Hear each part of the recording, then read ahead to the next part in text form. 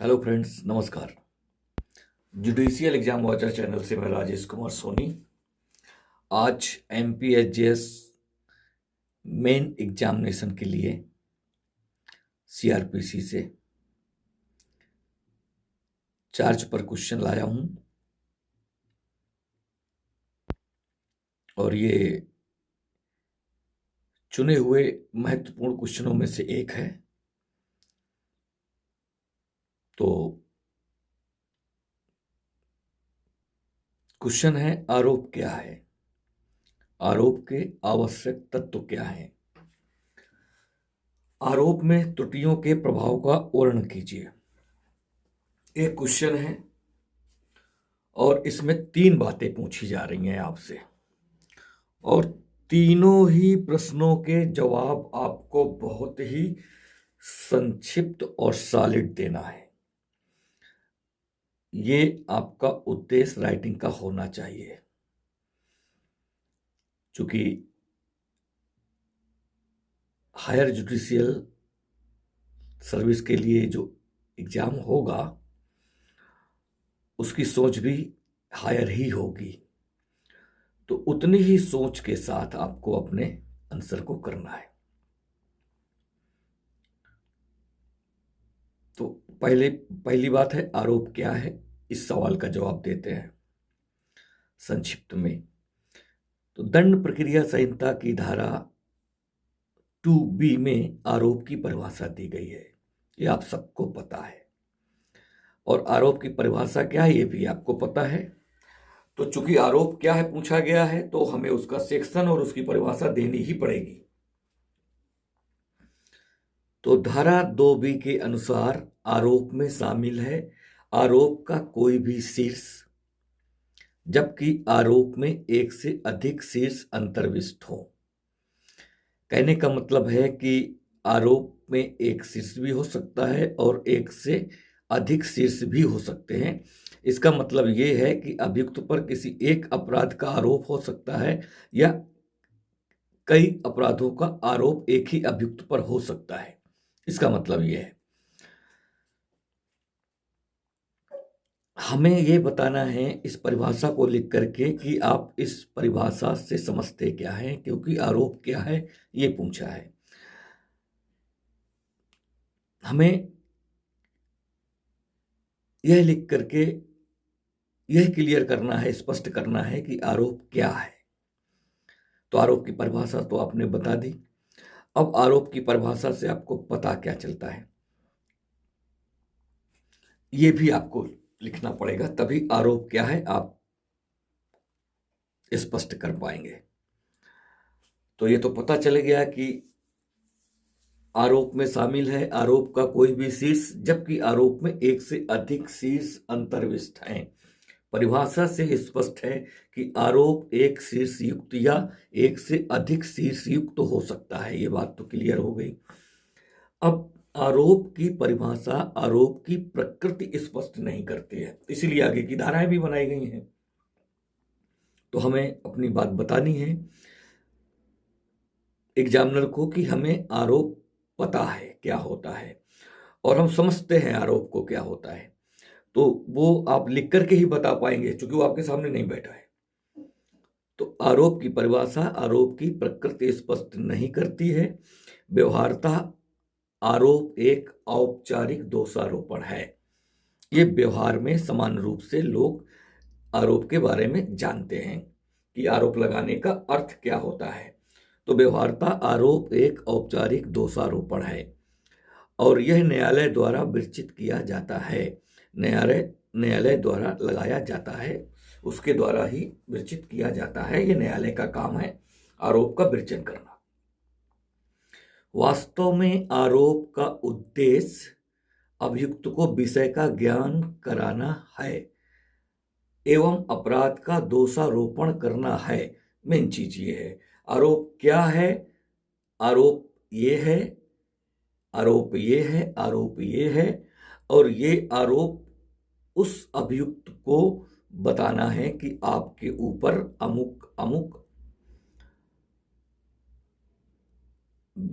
अमुक विधि की अमुक धारा के अंदर अमुक अपराध का दोष आप पर आरोपित किया जाता है। तो आरोप क्या है? वास्तव में आरोप का उद्देश्य अभियुक्त को विषय का ज्ञान कराना है कि आपके ऊपर ये आरोप है, आप समझ लो।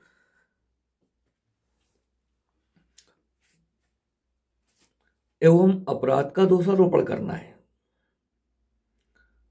ये लाइनें बहुत जरूरी होंगी आरोप क्या है ये बताने के लिए। अब आरोप कहाँ जरूरी है, कहाँ जरूरी नहीं है, ये भी हमें बताना है।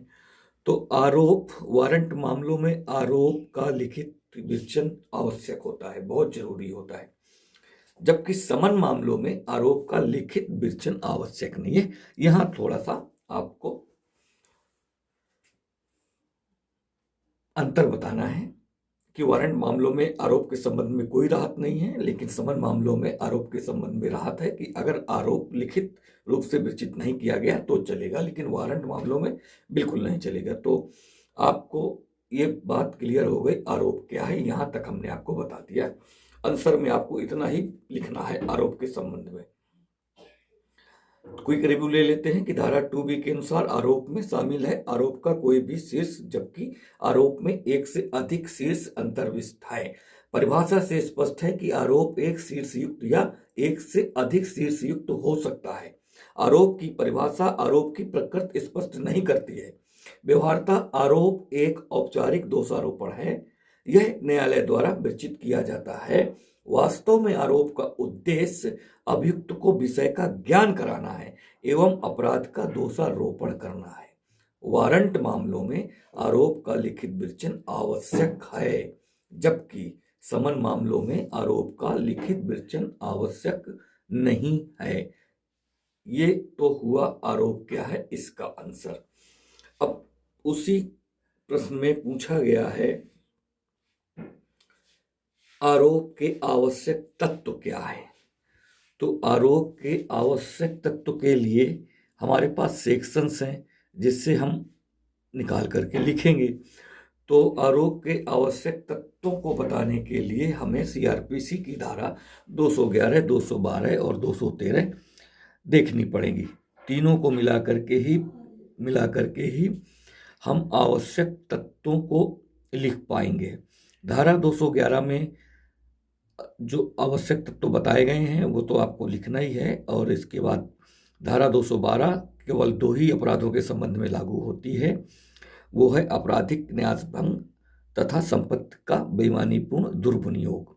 और धारा 213 वहाँ काम करती है जहाँ 211 और 212 से काम नहीं चलता, वहाँ पर 213 में उपबंधित बातों को मेंशन करना पड़ता है, शामिल करना पड़ता है। तो पहले धारा 211 ले लेते हैं। तो धारा 211 के अनुसार धारा 211 के अनुसार चार चीजें तो महत्वपूर्ण हैं, और पांचवी चीज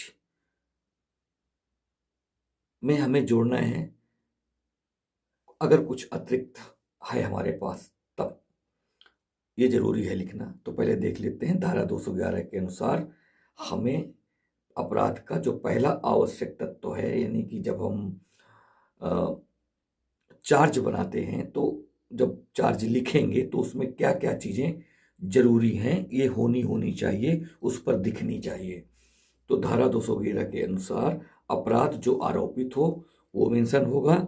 यदि अपराध का कोई विशिष्ट नाम है तो अपराध का विशिष्ट नाम लिखना होगा। विशिष्ट नाम यदि नहीं है अपराध का तो विशिष्ट नाम के अभाव में अपराध की परिभाषा का उतना अंश लिखना पड़ेगा जितने से विषय का ज्ञान हो सके, किसको? अभियुक्त को। तो चार्ज में हमें अगर किसी अपराध का विशिष्ट नाम संहिता में प्रोवाइड नहीं है तो फिर उस अपराध की जो परिभाषा दी गई है उस परिभाषा का उतना अंश चार्ज में मेंशन करना पड़ेगा जितने से अभियुक्त को विषय का ज्ञान हो सके कि आपके ऊपर अमुक अपराध का आरोप है या आरोप लगाया जाता है। चौथा है वह विधि तथा विधि की धारा जिसका कि आरोप है, यानी कि जिस अपराध से आरोपित किया गया है उस व्यक्ति को, तो वह अपराध जिस विधि में है वो विधि और उस विधि की धारा को भी चार्ज में मेंशन करना होता है। इसके अलावा ऐसा कोई विवरण जो विषय का ज्ञान कराने के लिए आवश्यक है, यदि है तो वो भी आपको मेंशन करना चाहिए चार्ज में। तो चार्ज में हमें अपराध जो आरोपित है वो होगा, और उस अपराध का यदि कोई नाम है तो नाम लिखा जाएगा। यदि उस अपराध का कोई नाम नहीं है तो वो अपराधी की परिभाषा का वो अंश लिखा जाएगा, जिससे अभियुक्त को विषय का ज्ञान हो जाए। और चौथा, वो अपराध जिस विधि के अंतर्गत आता है और उस विधि में जिस धारा के अंतर्गत आता है वो भी आपको लिखने पड़ेंगे। इसके अलावा अगर कोई विवरण बचता है उस विषय का ज्ञान कराने के लिए, यदि लगता है कि कुछ और भी चीजें मेंशन करना चाहिए जिससे विषय का ज्ञान अच्छी तरीके से, प्रॉपर तरीके से हो सके, वो विवरण भी मेंशन किए जाने चाहिए चार्ज में। तो इस तरह से धारा 211 के अंतर्गत ये जो आवश्यक तत्व है ये बता दिए गए हैं कि चार्ज में कम से कम ये तो होना ही चाहिए। तो बिल्कुल रट्टा होना चाहिए आपको, क्योंकि वहां लिखते समय स्पीड होनी चाहिए आपके पास। तो बस चार्ज है तो चार्ज में तो आपको पता है कि अपराध के लिए चार्ज लगाया जाएगा। तो अपराध जो आरोपित है, अपराध का विशिष्ट नाम नहीं है तो परिभाषा का वो अंश, और इसके बाद वो अपराध जिस विधि के अंतर्गत आता है, उस विधि में जिस धारा के अंतर्गत आता है वो, और इसके अलावा यदि कोई और विवरण बचता है जिससे विषय का ज्ञान प्रॉपर तरीके से करा सकते हैं तो वो विवरण भी उसमें दे सकते हैं। अब धारा 212 लेते हैं। धारा 212 आपराधिक न्यास भंग तथा संपत्ति के बेईमानीपूर्ण दुरुपयोग के संबंध में ही प्रयोग की जाती है। तो अगर इन दोनों अपराधों के संबंध में चार्ज बनाया जा रहा है तो चार्ज बनाते समय इन अपराधों के संबंध में, यानी कि आपराधिक न्यास भंग तथा संपत्ति के बेईमानीपूर्ण दुरुपयोग के संबंध में सटीक तारीख, तिथि तथा समय देना आवश्यक नहीं है। ये धारा 212 में बता दिया गया है कि हालांकि चार्ज में समय, स्थान जरूरी होता है देना, लेकिन अगर इन दो अपराधों से संबंध चार्ज है तो यहां पर धारा 212 आपको राहत देती है कि उसमें अगर आप सटीक तिथि या समय नहीं पता है, नहीं लिख पा रहे हैं तो कोई बात नहीं है, लेकिन जो आवश्यक है वो मेंशन होना चाहिए। यानी कि लेकिन कुल धन तथा चल संपत्ति का विवरण देना आवश्यक होगा जिसके संबंध में ऐसा अपराध किया गया है। यानी कि वो धन जिसके संबंध में बेईमानीपूर्ण दुरुपयोग किया गया है या वह संपत्ति जिसके संबंध में आपराधिक न्यास भंग किया गया है, वो कब उस संपत्ति का विवरण तो देना ही होगा, लेकिन वो अपराध का जो तारीख है, जो समय है, अगर वो नहीं पता है तो आप नहीं दें चलेगा, तो ये देना आवश्यक नहीं है। तो सिंपल सी बात है, धारा 212 के अनुसार आपराधिक न्यास भंग तथा संपत्ति के बेईमानीपूर्ण दुर्विनियोग के संबंध में सटीक तिथियां तथा समय देना आवश्यक नहीं होगा, लेकिन कुल धन तथा चल संपत्ति का विवरण देना आवश्यक होगा। ये आपको बिल्कुल रट देना है। यही भाषा, कुछ आप घटाएंगे नहीं, बढ़ा आप चाहे जितना लें, वो आपके ऊपर डिपेंड करता है, लेकिन इतना सॉलिड लिखने की कोशिश की गई है कि इसमें आप कुछ कम नहीं कर सकते। अगर करते हैं तो फिर वो आंसर गड़बड़ा जाएगा आपका। अब धारा 213 ले लेते हैं। धारा 213 बताती है कि अगर, याद रखना है, इसके पहले भी मैंने बता दिया है कि धारा 211 और 212 का इस्तेमाल आपने किया और उसके बावजूद भी विषय का पर्याप्त ज्ञान कराने में समर्थ नहीं है, आप जितना भी सामग्री आपके पास है, तो फिर आपको वो अपराध करने के ढंग से संबंधित विवरण भी देने पड़ेंगे। तो कहने का मतलब ये है कि चार्ज में जब धारा 211 और 212 के विवरण विषय का पर्याप्त ज्ञान कराने में सामर्थ्य ना हो तो अपराध करने के ढंग से संबंधित विवरण भी दिए जाएंगे। तो यानी कि धारा 213 तब आवश्यक है जब धारा 211, 212 से काम ना चलता हो। यानी कि धारा 211 और 212 जैसी भी स्थिति है, अगर उनका प्रयोग करने के बाद साहब को ये लगता है कि इससे विषय का पर्याप्त ज्ञान नहीं हो पाएगा या नहीं अभियुक्त को करा पाएंगे, तो फिर धारा 213 में ये बताया गया है कि अगर वो धारा 211, 212 से काम नहीं चल रहा है, विषय का पर्याप्त ज्ञान अभियुक्त को करा पाने में सक्षम नहीं है इनके ये मटेरियल जो हमारे पास है इस धारा के अंतर्गत, तब फिर हमें अपराध करने के ढंग से संबंधित विवरण भी देने होंगे धारा 213 में। तो धारा 213 के अनुसार यदि धारा 211 तथा 212 के विवरण विषय का ज्ञान पर्याप्त ज्ञान कराने में समर्थ ना हो तो अपराध करने के ढंग से संबंधित विवरण भी दिए जाएंगे। तो इस तरह से हमने देखा आरोप क्या है, टू बी को लिखा, टू बी के बारे में हमने लिख दिया। इसके बाद आवश्यक तत्व पूछे, हमने आवश्यक तत्वों को लिखा, धारा 211, 212 और 213 को लेकर के लिखा। अब वो अगला क्वेश्चन पूछ रहा है इसी के साथ में कि आरोप में त्रुटियों के प्रभाव का वर्णन कीजिए। तो अब आरोप में त्रुटियों के प्रभाव को बता देना है, जितने कम से कम में आप बता पाए, अपनी बात पूरी कर पाए।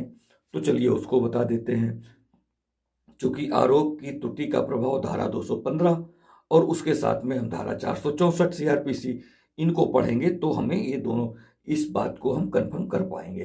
तो उसको बड़े ब्रीफ में दोनों धाराओं को मिला करके एक साथ लिखने की कोशिश करना है। तो हमारे क्वेश्चन का जो थर्ड पार्ट है, आरोप में त्रुटियों का प्रभाव बताना है। तो आरोप में त्रुटियों का प्रभाव बताने के लिए आपको हेडिंग डाल करके सेक्शन जो मेंशन करने हैं वो धारा 215 रीड विथ धारा 464 इसको आपको मेंशन करना है। और इन दोनों में मिली जुली जो बात कही गई है वो ये है कि आरोप के अपेक्षित विवरण में कोई त्रुटि या लोप तब तक सारवान नहीं समझी जाएगी जब तक ऐसी त्रुटि या लोप से अभियुक्त दिग्भ्रमित ना हुआ हो। ये तो 215 में बता दिया गया। साथ में 464 में ये भी कहा गया, लेकिन यदि न्याय की विफलता हुई है तो त्रुटि या लोप को सारवान समझा जाएगा। कुल मिलाकर के ये दोनों धाराएं ये कहना चाहती हैं कि यदि कोई ऐसी त्रुटि या लोप हो गई है लेकिन उससे अभियुक्त दिग्भ्रमित नहीं हुआ है तो वो सारवान नहीं समझी जाएगी। एक बात तो ये बता दी गई। और दूसरा ये कहा गया कि यदि भले अभियुक्त दिग्भ्रमित ना हुआ हो लेकिन ऐसी त्रुटि या लोप से न्याय विफल हुआ हो, न्याय की विफलता हुई हो तो इन त्रुटियों को सारवान समझा जाएगा। तो दोनों धाराओं को मिलकर के दोनों बातें निकल करके आती हैं। तो उससे स्पष्ट हो गया कि आरोप की त्रुटियों का प्रभाव सारवान तभी समझा जाएगा जब न्याय की विफलता हुई हो। इसके बाद हम एक केस देने की कोशिश करते हैं जिससे हम अपनी बात को और स्पष्ट कर सके। तो इसमें केस ला है दरबार सिंह बनाम स्टेट ऑफ पंजाब, 2013 का केस है। इस मामले में उच्चतम न्यायालय ने यह कहा कि आरोप की विरचना में त्रुटि का रह जाना तब तक घातक नहीं माना जाता जब तक उससे न्याय विफल नहीं होता। और न्याय विफल होने की बात धारा 464 में भी कही गई है निर्णय को लेकर के। तो आप सेक्शन 464 सीआरपीसी पढ़ सकते हैं और सेक्शन 215 सीआरपीसी पढ़ सकते हैं, जिससे आपका कंसेप्ट क्लियर हो जाएगा। क्योंकि दोनों धाराओं का लब्बो लुभाव सिर्फ इतना है कि यदि आरोप में कोई त्रुटि या लोप विरचन करते समय रह गई है तो वो तब तक सारवान नहीं समझी जाएगी जब तक ऐसी त्रुटि या लोप से अभियुक्त दिग्भ्रमित ना हुआ हो। यानी कि उसे दिग्भ्रमित होना है। अगर वो दिग्भ्रमित नहीं हुआ तब तो कोई बात ही नहीं है, लेकिन वो सारवान तब तक नहीं समझी जाएगी जब तक ये नहीं। तो इस सेंटेंस को देख लीजिएगा, कंफ्यूज मत होइएगा, क्योंकि अगर ये दीर्घभ्रमित हो जाएगा तब भी वो सारवान हो सकती है, या फिर न्याय की विफलता हो जाए तो भी सारवान हो सकती है। ये स्पष्ट करना चाह रहा हूं मैं। सेक्शन को पढ़ने के बाद आप भी इसको स्पष्ट कर लीजिएगा, कंफर्म कर लीजिएगा, कंफ्यूजन बिल्कुल नहीं रहना चाहिए, क्योंकि यहां पर कम से कम में लिखना है और ज्यादा से ज्यादा बात बतानी है अगर हमें मार्किंग चाहिए तो। और यूपीएचजेएस मेंस का पेपर पूरा हल करके एग्जाम हॉल के बाहर आना है। तो आज का क्वेश्चन ये रहा, और आप अपनी प्रतिक्रिया मुझे भेजते रहिए। मैं आपको सीआरपीसी, सीपीसी, एविडेंस से वो महत्वपूर्ण क्वेश्चन देता रहूंगा जिनको पूछा ही जाना है और वो पूछे ही जाते रहे हैं और जाते रहेंगे। तो प्रतिक्रिया जरूर भेजिएगा, और अगर मेरे चैनल में आप नए हैं और लगता है कि आपको कुछ मटेरियल एमपीएचएस मेंस के संबंध में मिल सकता है तो सब्सक्राइब कर लीजिएगा, बेल आइकन भी दबा लीजिएगा, क्योंकि जब भी मैं वीडियो डालूंगा तो आपको पता चल जाएगा। और परीक्षा की तिथि तो बढ़ ही गई है, इससे आपको लाभ हो भी सकता है, आपकी तैयारी में और फायदा हो सकता है। लेकिन जो लोग लापरवाही कर जाएंगे कि एग्जाम बढ़ गया है तो उनको घाटा भी हो सकता है। इसलिए लगे रहिए जी जान से। धन्यवाद।